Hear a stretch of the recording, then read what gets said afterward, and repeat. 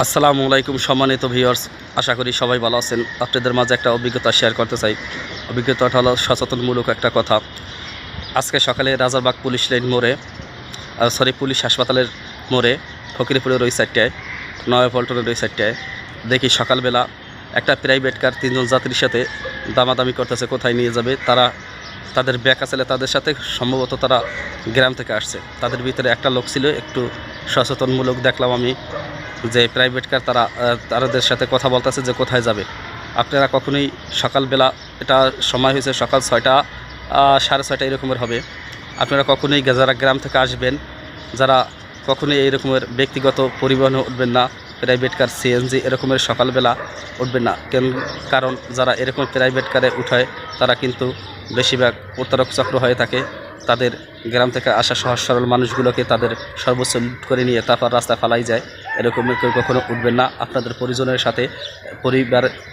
সাথে এটা শেয়ার করবেন যে কেউ কখনো সকালবেলা এরকম করবেন না। যারা গ্রাম থেকে আসবেন বা ঢাকা সিটির ভিতরে সকালে ব্যক্তিগত কেউ গাড়িতে উঠবেন না, তাহলে আপনাদের ক্ষতির সম্মুখীন হওয়ার সম্ভাবনা বেশি থাকবে। আপনারা গণপরিবহন চলার চেষ্টা করবেন। আমার সাথে এরকমের একটা অভিজ্ঞতা হয়েছে 2012 সালের দিকে। মৎস্য ভবন থেকে ফার্ম গেট আমি 50 টাকা দিয়ে প্রাইভেট কারে গেছি। আমার সাথে আরও 3 জন লোক ছিল, কিন্তু এটা আমি নতুন তখন ঢাকায় আসছি, তখন বুঝতাম না। কলেজে যাওয়ার জন্য অফিস হওয়ার টাইম ছিল। তখন এটা আমি আমার আব্বার সাথে শেয়ার করি যে আব্বা আজকে প্রাইভেট কার চলছি। তখন সে আমাকে অনেক কিছু বুঝেছে ঢাকা শহরে চলাফেরার জন্য। তখন আমি অনেক কিছুই বুঝতে পারলাম যে ঢাকায় আসলে গ্রামের মতো সহজ সরল মানুষগুলোই বেশি প্রতারিত হয়। গ্রামের মানুষগুলো বিপদে পড়লে অনেকে এগিয়ে আসে, সবাই এগিয়ে আসে, অনেকে না সবাই এগিয়ে আসে। একটা মানুষ যখন বিপদে পড়ে, আর ঢাকা সিটির বিপদে মানুষের সামনে মানুষ অ্যাক্সিডেন্ট করে মারা গেলেও কেউ সাহস করে ধরে না বিপদের সম্মুখীন হবে দেখে। এটা আপনারা আপনাদের পরিজনের সাথে শেয়ার করবেন যে সকালবেলা বা রাত্রে কেউ যেন ব্যক্তিগত পরিবহনে না ওঠে।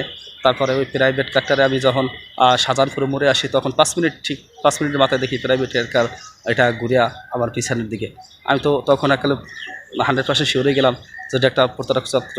কারণ প্রাইভেটটা অত ভালো ছিল না, সাইডের রংটা উঠে গেছে, সামনের দিকে লাইট ভাঙার ফাটা ছিল। তখন আমি শিওর হয়েছি যে এটা প্রতারক চক্র হবে। আর আপনারা এটা বেশি বেশি করে শেয়ার করে দিবেন যে মানুষ এই ভিডিওটা দেখে তারা সচেতন হতে পারে। সবাইকে ভালো রাখবেন, সবাইকে ভালো রাখার চেষ্টা করবেন। আসসালামু আলাইকুম।